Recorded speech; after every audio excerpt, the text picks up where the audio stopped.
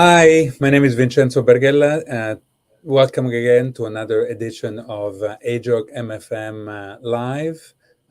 Thank you for joining us once again. We have Lynn Al-Hafez joining us for today's event. Lynn, why don't you introduce yourself? Hi, everybody. My name is Lynn Al-Hafez. I just graduated fellowship from Jefferson with Dr. Berghella, and now I'm a junior faculty at UT Southwestern in Dallas, and I'm very excited to be here today. This live stream is we're continuing the evidence-based labor series, and this is on the first stage of labor, which is part 3. I know we did part 4 previously and kind of skipped part 3, and that was my fault because I was on maternity leave. I had a baby, but I'm back. Congratulations again. Thank you. And so excited to talk about our article together, First Stage of Labor. First-hand experience. Yeah. I just wanted to say once again, I am obviously heavily involved with the Pink Journal. I also help edit AJOG and do some work with UpToDate. And obviously I do a lot of research and help with software and guidelines and a cerclage event. We'll go through here the different interventions that can be used during the first stage of labor. As usual, we'll put in the latest, more comprehensive meta-analysis of randomized trials, usually in every slide. And this is well covered in a lean first stage of labor, again, Pink Journal paper. So if you want more information, it's there. The story with this slide is that I remember when I was a resident, there was this wonderful nurse from Cambodia, I think she was, Kuni, who used to go around with a big bucket of soapy water and fluid and had this tube in her hand. And I was very afraid of what she was going to do with that tube because she really greeted everybody in the triage room back in New York and Lower East Side of Manhattan, where I did residency, and did enema basically on anyone who we would admit for labor. Wow. And we were very few inductions back then. The evidence is really that was not necessary. That obviously causes discomfort. There's some cost and really doesn't change the length of labor or infection. The idea was that, if you kind of wake up the GI tract, maybe the outer muscles around it also kick in, like the urine muscle and your contractions, and also that when you eventually push in the second stage, you don't have feces coming through. But really, those things have not panned through. There's only 2 RCTs, but they kind of because of this data, we don't do enemas routinely. I don't think many people do enemas routinely anymore, and we also don't do perineal shaving. Kind of as people come in, to labor. There are 3 randomized studies, over 1,000 women randomized, saying that there's really no benefit, and also this can be uncomfortable. So, we'll cover things that work, but we're also going to cover things that the evidence so far, at least, has shown for them not to be beneficial, and so we don't do them anymore. This is another example of something that hasn't been shown to be beneficial. So vaginal disinfection with chlorhexidine in labor by either irrigation or vaginal wipes has not been shown to prevent maternal or neonatal infections compared to no disinfection. This is a Cochrane review of 3 randomized control trials, around 3,000 women. And so no difference in choreo, endometritis, or neonatal outcomes. It's, obviously not expensive to do, and it's easy to perform, but it's not really beneficial. And then for GBS prophylaxis, so maternal colonization with GBS, it obviously increases the risk of delivering infants complicated by early onset GBS disease, and which is why we do this. ACOG recently updated their guidelines in 2019 to recommend universal GBS culture screening between 36 to 37 weeks instead of 35 to 37 to account for those women that are going past their due date. And now we consider those with a history of a GBS positive culture in a previous pregnancy and a pregnancy with an unknown status as candidates for intrapartum prophylaxis, including those with And then other candidates are those with a prior infant with GBS sepsis. And so the treatment is intrapartum prophylaxis with penicillin is 5 million units loading dose, and then 2.5 every 4 hours. Those are the penicillin allergy. If it's a low-risk allergy, we give them Ansef instead. If they're high risk, we give them clindamycin if susceptible. But if we don't have sensitivities or resistant to clindamycin, vancomycin is the answer. This is pretty standard and pretty important, to do. This is a meta-analysis we did a few years back on 5 randomized trials, over 2,600 patients, randomized. And it's interesting, we give in preterm pre-labor rupture. Remember, we give antibiotics, right, to increase latency. Yeah. So I never thought about this, but some other authors did and did this randomized trials and randomized women with term 37 weeks or more pre-labor rupture membrane to either receive antibiotics or not. And as you can see, the trends where the chorioendometritis and anal sepsis were decreased, as you can see from the relative risks, but the confidence interval did not cross 1. But when we did do subgroup analysis on women that had a latency of more than 12 hours, so the rupture membrane, about 10% of people rupture membrane at term, or 8% in some studies, and have no symptoms, right? And if they come in, that they're closed along, they may last indeed, even if you start oxytocin more than 12 hours. And in those women that delivered, again, 12 hours or more after rupture, chorioamnionitis was decreased by half, endometritis was decreased by almost 90%, and anal sepsis, you can see there's a trend for a 66% decrease as well. So interesting food for thought. I hope that more data comes out. I don't think anybody in the U.S. does this. Don't do it either. You do it at Parkland, yeah. And but I would hope that more research gets done on this, and maybe again, if you have a nulliparous with term prom, cervix closed along, it's just going to take some time. I mean, this is something that clearly this randomized controlled trials show may be beneficial. Okay, aromatherapy. So this was a meta-analysis of 17 randomized controlled trials with around 900 women. And they looked at administration of aromatherapy using essential oils like lavender, jasmine, rose, almond oil, or even a mixture through inhalation or back massage during labor. It was not associated with a significant effect on C-section rates, operative delivery, or use of oxytocin compared to no aromatherapy, but it did show a slight reduction in labor pain and labor duration. But there was a lot of heterogeneity across the trials included in the studies. And so we still think a larger trial with a more stringent design is needed to really provide a strong recommendation for or against aromatherapy in labor. And, did you have it during your labor or no. I was focused on other things, and I was focused on getting an epidural that I didn't care about aromatherapy or music or anything else. Yeah. We don't do it routinely. I think some patients once in a while, maybe 5%, bring something in. We sort of let them do it. And, since I reviewed this information, we reviewed this information for the paper and then for this presentation, I think it's something that I would encourage, people to do, labor pain, again, pre-epidural, if you can do without it. Yeah. And shorten labor duration, that's great. And another thing I think that's evidence-based is water immersion in the first stage in particular. As you can see, a large Cochrane with over 3,600 women. By being in the water, that usually, warm water decreases your pain level, so you request less analgesia, and you may even have a shorter labor by half an hour.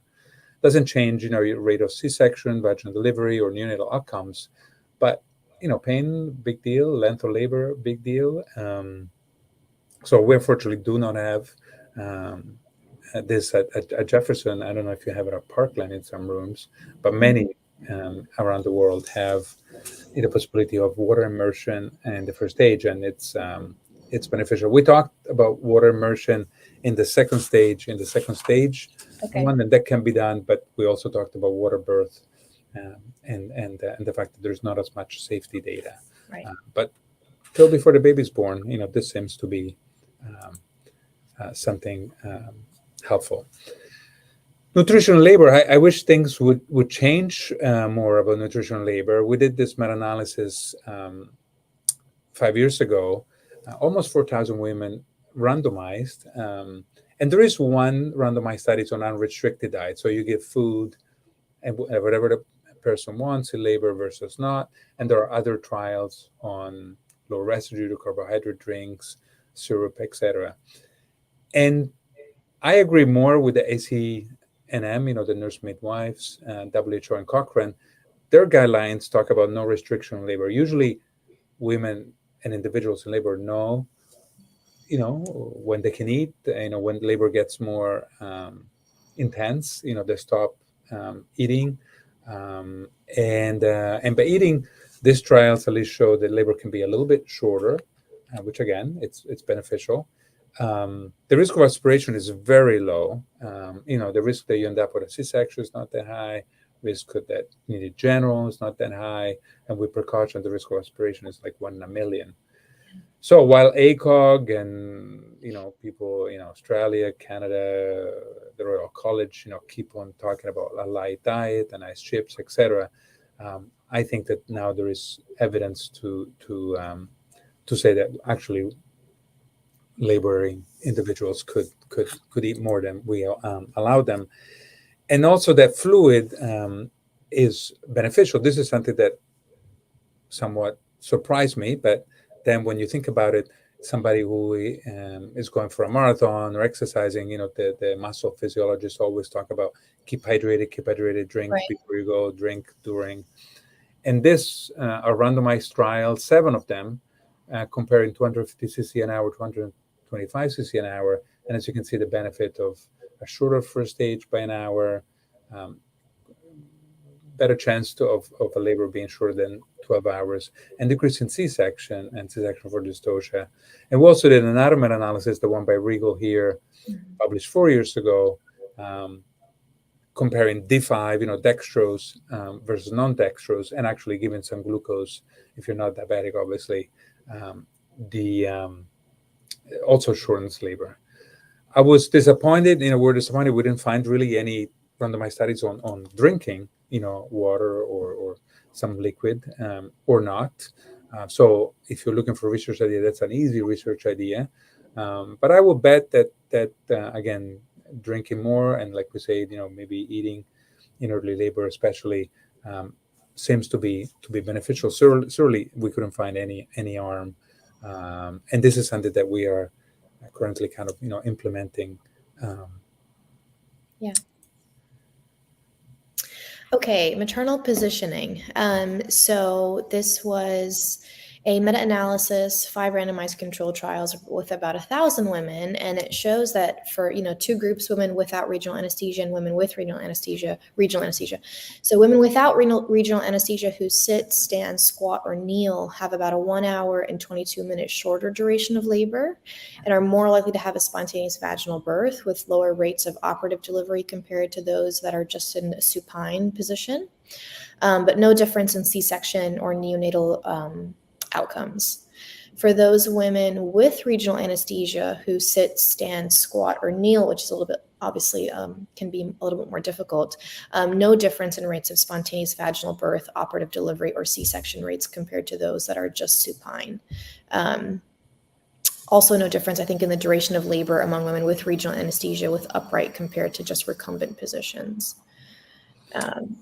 Any personal comments on this? We talked about food, we talked about drinking, we talked about. So I was smiling earlier when you were talking about food because I delivered at the kind of private hospital across from Parkland, and it was just liquids. That's what was allowed. But I, in my head, obviously, I had written this article with you, and I knew, so I was definitely sneaking in some food for the first half of my labor because I knew that I could. And for positioning, before I got my epidural, I was actually able to get up and walk around a little bit. After the epidural, it just became a little bit more difficult, obviously. And so I think that, helps. I think that is part of the reason for no difference in the outcomes. And actually, next is walking. Yeah. So again, 2 groups with regional anesthesia and without regional anesthesia. This was a meta-analysis, 25 randomized control trials, around 5,000 women. So without regional anesthesia, also a shorter duration of labor by about 4 hours, more spontaneous vaginal deliveries, less operative, and less C-sections. But when you add regional anesthesia, there's no difference in the outcomes. And so that's why we kind of ended this with, for both position and ambulation, let the women choose how they want. Yeah. Yeah, it's nice to be able to give, I think, pregnant individuals, choices. But it's also, I think, important. I mean, that's why we're doing these papers and these videos, to give them the evidence. And walking seems to be good. Being in an upright position seems to be good. Without regional anesthesia. Obviously, neuroaxial anesthesia, regional anesthesia, as we know, delays labor and changes it somewhat. And so it's important, I think, for women also to know that, once they get an epidural and they're laying on their back, like they do mostly in the US, and don't walk as much, that's okay, that they don't have to feel guilty. And I think that that's another kind of positive twist I like to give to this data. But it's refreshing that after so many randomized trials. I remember one actually was done at Parkland many years ago and was negative, was even published in the New England Journal of Medicine. And we were like, so bad. But when you put the evidence together, there seems to be some benefit. Yeah. So that's great. Okay, so the next is routine bladder catheterization. That's what this is referencing. So continuous routine bladder catheterization during the first stage of labor in patients with an epidural is associated with no differences in the length of labor or incidence of UTIs, but it can significantly increase the risk of C-section compared to women with intermittent bladder catheterization. But this is based on a very small trial. It was unable to reach its sample size from the original power analysis, and so more research currently is needed. But it's not something that in our article, we said that routine bladder catheterization is not something that we necessarily recommend so far. Do you do it at Parkland, or? Actually, I'm not sure, but okay. I don't think so. I mean, certainly we don't do it at Jefferson. Yeah. And do you remember from Houston, from your residency? No, we did not. Yeah. I would think in the U.S. it's not something not routine, and certainly there's no evidence to do it. I doubt it. Yeah. In other evidence, you increase the UTIs, it's uncomfortable, etc. So no reason to do that. Okay, and this is kind of the frequency of cervical examinations during the first stage of labor. There was, trying to study, should we do it every 2 hours, every 4 hours, every 6 hours? And then, so this was also a small trial, 100 women, but 2-hour cervical examinations not associated with any difference in length of labor, epidural for pain relief, mode of delivery, or any of those outcomes compared to every 4 hours. But again, limited data. It's just amazes me, that every institution does something different. Yeah, and as I say often, 145 million births. I'm sure over 100 of them, go to the first 100 million go to the first stage, are allowed to labor, and we don't even know how often to check. It's amazing, and obviously the data should look at when you rupture, when you're not ruptured. There's data now about ultrasound, replacing kind of our hands to do kind of cervical assessments and progress of labor. But it's just amazing me that yeah. When I was in residency, everybody had to have a check every 2 hours. We had to have a cervical exam. We would get into trouble if we didn't. Yeah, you see, and then you look at the evidence, like, why did I get in trouble ever? Yeah. Stuff like that. Okay, next is membrane sweeping during the first stage. This was a randomized control trial. There were about 400 women. Routine membrane sweeping does not decrease the duration of labor compared to no sweeping. I am a sweeper, in terms of, we talked about it in the before labor, StreamYard that we live StreamYard that we did a few months back. So, sweeping, before um, labor, outpatient, works. Actually, induction, sweeping at the early, when you start induction works as well to decrease labor. We discussed that during induction. Here, it's only one randomized trial. I think we need more evidence. I wonder how many people, when they examine, just feel for how dilated the cervix is versus sweep, and so I think that'd be another easy Yeah, randomized trial for young fellows and our trainees, and people to do. definitely. Partogram. So this is for anyone that doesn't know what a partogram is. It's a pre-printed form which provides kind of like a pictorial overview of labor to plot progress, and alert health, the providers to any problems with the mom or labor. Um, but because there's no universal kind of definition of what normal labor is, diagnosing abnormal progression is very difficult. And so using routine partograms has not been shown to have any difference in C-section rates, oxytocin augmentation, duration of the first stage, compared to not using it. And so it currently is not really recommended to be used on labor and delivery. That's another big difference, for example, between Europe and the US. We don't really use it in the US. Like you say, Yeah. some people didn't even know what it is. But if you go to Ireland, UK, and many other parts of the world, in every patient, their computer chart, sometimes on their door or their bed or whatever, somebody is charting, a partogram, and there's really, I didn't know that. yeah, yeah, yeah, yeah. And I mean, we had a fellow here, Sean Daly. He may be watching now, from the Coubs in Ireland. He started doing it when he was a fellow and a junior attending here, which was interesting. I think it's interesting. But the little research there is comparing, you do a program or you don't do a program doesn't show any difference. There are more randomized studies comparing different programs, but to me, you first need to show it works before you can compare, which ones are better. So I think that this is something that again could be studied better, but it's something that sometimes will make sense. But I think, you know a study so far is not helpful, Yeah. at least from the evidence. I was really interested in peanut ball and birthing ball because it's something that, again, sometimes midwives and doctors and practitioners in general, again, quote unquote, swear by or hate or love. And so what's the evidence? So we did this two meta-analysis. This one is four randomized trials. Um, and to our happy surprise, and, we registered a meta-analysis before, we kind of chose the outcome, beforehand, and total length of labor kind of what seemed to make sense with the peanut ball.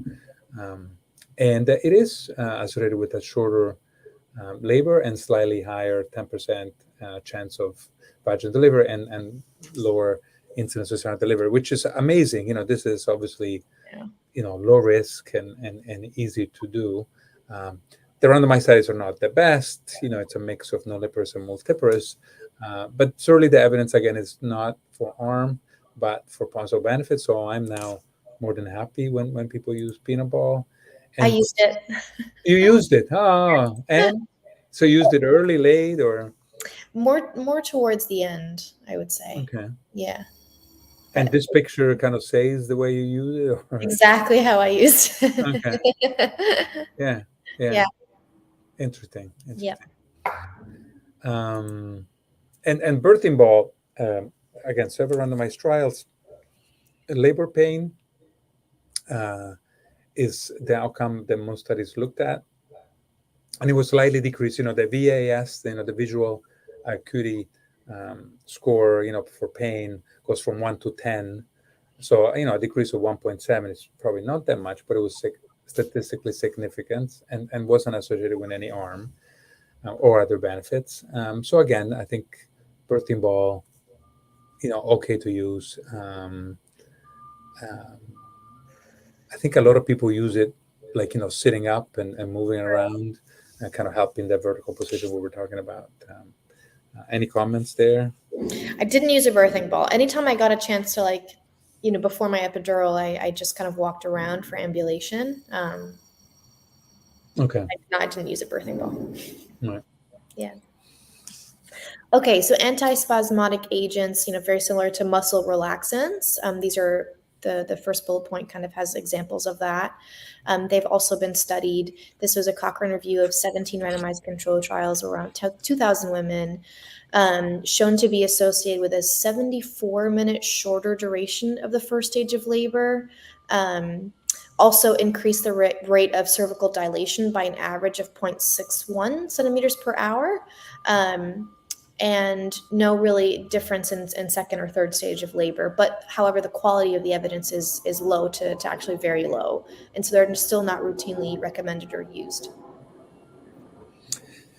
I never heard of this. Yeah, I hadn't heard of this until I started doing this article with you. Yeah, and I'm sure people, over 1,000 people watch us every time we do this, and I know that they watch us from China and Asia in general, and from everywhere in the world. And I bet there are some who are saying, oh, yes, I do it and it works. I think the idea is that, in particular, to kind of relax the cervix, so that as the uterus contracts, the cervix, as you can see in this slide here, dilates quicker. Yeah. And again, we're throwing ideas here, not only to improve the care you provide to the pregnant individuals in labor, but also to do more studies. And this is certainly an area that could be studied better. An hour plus shorter first stage be amazing. Yeah.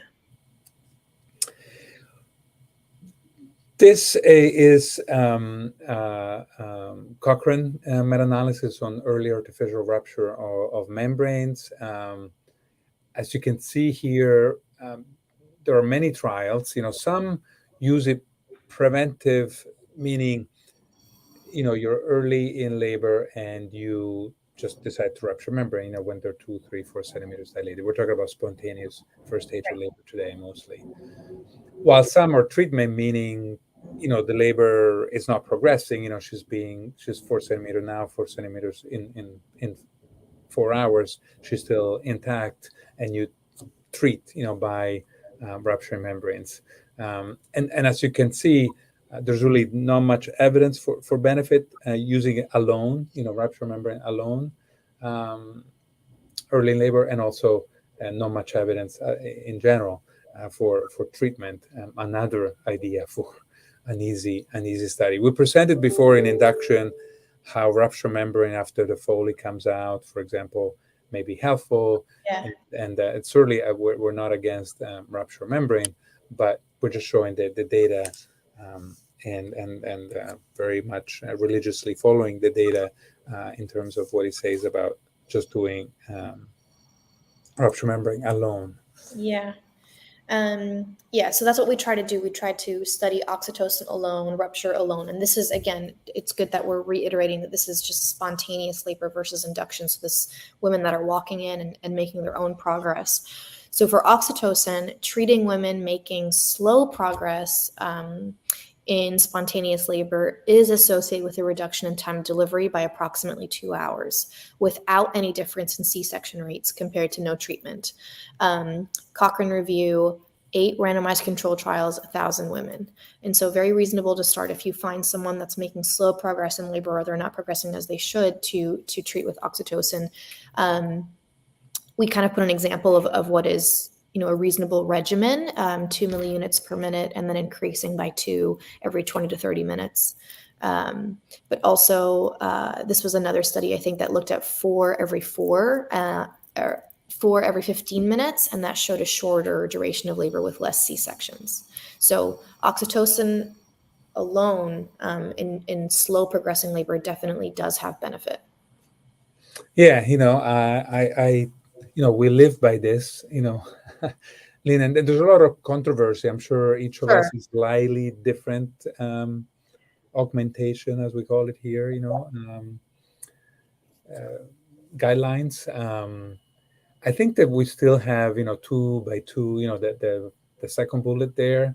But certainly, if you go faster, you have short labors and maybe even more vaginal deliveries. Yeah, As long as obviously the baby can tolerate it. This is assuming that of course. the fetus can tolerate it, and you're not having more than um, contractions more often than a couple of minutes. It works though. As you can see, shorter labor and maybe in the 4 randomized studies from the second Cochrane, um, maybe even less C-section, which would be amazing. Yeah. And so the next thing that we looked at is now amniotomy plus oxytocin, kind of the two together as early intervention. Again, for treatment, that's the word that I like to use, for dysfunctional or kind of slow labor. So early intervention with the use of both of them is associated with a shorter duration of the first stage of labor and lower rates of C-section compared to no intervention. This And was, that's actually prevention. yeah, It's actually doing them, kind of routinely, when people are 2 or 3 or 4 or 5 centimeters dilated. And then if they're stuck, for 4 hours at the yeah, same dilatation, then shorter first stage and same C-section. exactly. So both prevention and treatment. Yeah. So I talk a lot about progesterone and cerclage and how sometimes, you need to use them both. I think this is another good example of, you study them separately, you see how they do, and then sometimes, studying them together, it's helpful. And obviously for amniotomy, we use station here in the US, making sure that, the head is quote unquote applied and, -2 or lower, and they're not going to drop a cord, and she's dilated enough and all of that. But certainly stuff that we do routinely, and it's good to look and find evidence. Instead, not much evidence for the intrauterine pressure catheter, which we use all the time. Yeah. Your experience has been the same at the places you've worked in the past? Yeah, I'm more so in my residency than at Jefferson. In residency, we put IUPCs in like almost every patient. Yeah, and many places are like that. I just again want to stimulate discussion and hopefully more research. 3 randomized studies and 2,000 women randomized almost in the Cochrane, and really not any difference. We use it to calculate the Montevideo units. We used it to then assess how long the first stage should be, as we'll see in a couple of slides. We use it in sometimes individuals with higher BMI because we can't Yep. really otherwise, externally gauge, monitor, detect contractions. And that all makes sense. And the IUPC made a lot of sense to me. I must have inserted, hundreds and hundreds, maybe thousands in my Same. career, but the evidence it's not there, and there are many parts of the world, Lean, where they don't use this at all, and you can't blame them because the evidence is not there. Well, in the US, we use it all the time. This is just to remind me that we did do a live at AJOGM-FM previously on the use of intrapartum ultrasound to diagnose fetal mom position and presentations, and also to use intrapartum ultrasound in labor. Dr. Gee and Dr. Belusi and others did this. And so watch that. Again, we're not going to cover this, but because we already did extensively. Yeah. So next we wanted to talk about the criteria for dystocia. Oh, thank you. So dystocia, including terms like labor arrest or abnormal progression of labor, is the reason for the majority of C-sections, and so we really wanted to study that and include that in our paper. And we came up with, we studied the criteria for what that should be, and it shouldn't be diagnosed unless all these conditions have been achieved. But you should have rupture of membranes. You should have adequate oxytocin to achieve at least 2 to 3 contractions in a 10-minute interval. And then before performing a C-section for active phase labor arrest, labor should be arrested for a minimum of 4 hours if the uterine activity is greater than 200 Montevideo units, as documented with an IUPC, or 6 hours if less than 200 Montevideo units, or it couldn't be sustained with oxytocin, or an IUPC is not used. And this is, again, all assuming reassuring fetal heart tracings. But there's limited trials on the use of just the IUPC, as we mentioned earlier. Yeah, this is important. I think Dwight Rouse, the first, that's kind of the first, the name of the first author of the paper at the bottom of the slide, deserves a lot of credit. He really changed care, and he still takes call, I know, and loves labor. Obviously, this assumes you have an IUPC, the 4 hours, to get to the 200 or more Montevideo units, you need an IUPC, which we saw. We're not sure it's evidence-based. Right. And I think I want to emphasize what you say. This is about the active part of the first stage, which probably should have had it on the slide, meaning now in the 2022, when you're 5 or 6, ACOG uses 6 centimeters or more dilated. So if you're 7 centimeters dilated at noon, and then at 4 p.m. you're still 6 centimeters and you have more than 200 Montevideo units, some of the data for Dr. Rouse and others show that it's probably okay to call for dystocia, but really this data is non-randomized data. So I think there's a lot of room here for randomized trials, for better evidence to use IUPC or not, et cetera, et cetera. Amazing how, dystocia is kind of one of our main indications for doing a C-section, and we do, so many, and we still don't really know the criteria well. This is something actually which has changed practice for us dramatically. And that's why I added, even if we're not talking about fetal monitoring, there will be another more than an hour in itself, to just cover fetal monitoring. But for non-reassuring fetal heart tracing, there are some randomized trials. This meta-analysis put together 5 of them. 3 used oxygen prophylactically. So you're in labor, you put oxygen on. Did you have oxygen on prophylactically? No, thankfully, and we don't do it either. And that's not been shown to be beneficial. And then there are 2 randomized trials. We quoted them as well. One by Nan Ragumaran in JAMA recently, and Morse in HOM-FM for therapeutic, meaning you have some non-reassuring fetal heart testing and you're randomized to get oxygen or not. And I can tell the non-US audience today, that's, again, religion, here in the US. Yeah. If there is non-reassuring fetal testing, oxygen comes on, and the as you can see in the picture, usually by mask, etc. And those randomized trials showed no benefit for the mom in terms of C-section or baby in terms of outcome, even same core blood gas values. And so we stopped doing it actually last year, unless the mother needs it because she's in congestive heart failure, her pulse ox is low, which are rare, thankfully, situations. We don't give oxygen if there's no reassuring fetal testing. I look forward to more research, but it's from the good research in good journals and good randomized studies. This is U.S. data, really not helpful, and this is something that is passing on to U.S. Guidelines. Well, Lynn, we covered a lot. Any other thoughts as we wrap it up? We did a first stage in 39 minutes. That's pretty good. That is pretty good. I think we were as comprehensive as we could be with all the different interventions. Yeah. Feel free again, everyone, to watch the previous live at HOM-FM sessions we did. I highlighted in green the ones on labor. We did already a lot of stuff on labor, like ultrasound and preparation, induction, second stage. So now with first stage, we kind of covered it all. We do third stage probably in a couple months.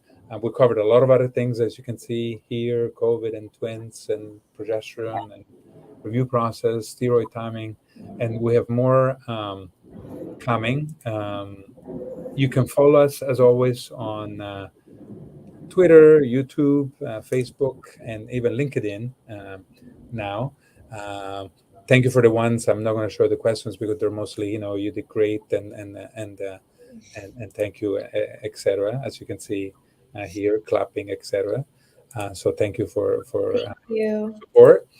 And in December we'll do something that Suni Chaham is helping us organize on eco guidelines and how references link to recommendations, etc. Looking forward to those. Lynn, any last words from you? No, thank you so much for having me. Thanks for waiting for me while I was on maternity leave to do this. No, this is great. And Youssef, I guess, is still He's sleeping. still asleep. Yeah, he's still asleep. We But lucked out. We lucked out. yeah. Very good. Well, give him a kiss. Again, thanks for your help. And Of to course. everyone, thanks for being with us today. Thank you, everybody.